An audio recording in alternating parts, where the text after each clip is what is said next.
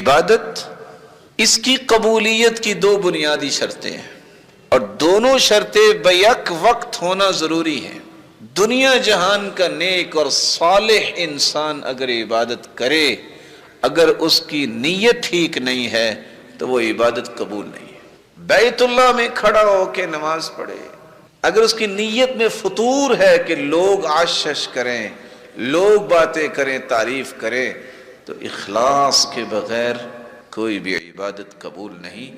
ان اللہ لا يقبل من العمل الا ما كان له خالصا وابتغي به وجهه۔ اللہ عز و جلال صرف وہ عمل قبول کرتے ہیں جو خالص اس کی رضا کے لیے کیا جائے۔ دنیا میں کاروباری جانتے ہیں پارٹنرشپ پہ کیا ہوتا ہے، آپ 50-50 پہ بھی متفق ہوتے ہیں، آپ 60-40 پہ بھی، 70-30 پہ بھی۔ حدیث کہتی ہے اگر آپ نے 99% اللہ کے لیے کیا ہے، 1% بھی آپ نے دنیا کو راضی کرنے کے لیے کام کیا ہے، اللہ قیامت کو فرمائیں گے ترکتہ وشرکہ، میں نے اپنے 99 حصے چھوڑے، جاؤ ثواب اس سے لے لو جس کے لیے تم نے یہ کام کیا تھا۔ اخلاص کے بغیر کوئی عبادت قبول نہیں۔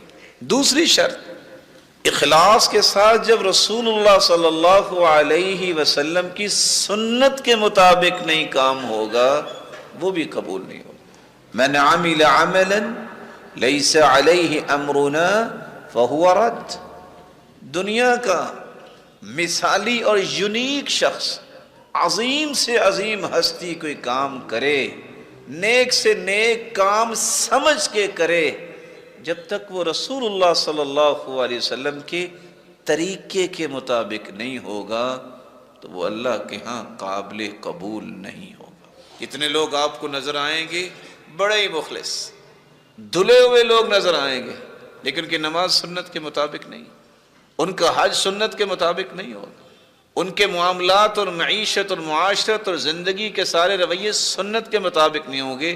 کسی کی عبادت میں کہے گا میرے بڑے نے کہا، کبھی کہے گا معاشرہ ہے آخر، کبھی کہے گا کیا کرے خاندان ہے۔ یہ لوگ بیچارے کیا کریں گے؟ یہ فیصلے ہو گئے ہیں اللہ کی طرف سے۔ اخلاص اور سنت جب تک کسی عمل میں نہیں ہے تو دھوکے میں نہیں رہنا چاہیے، وہ عمل قبول نہیں ہے۔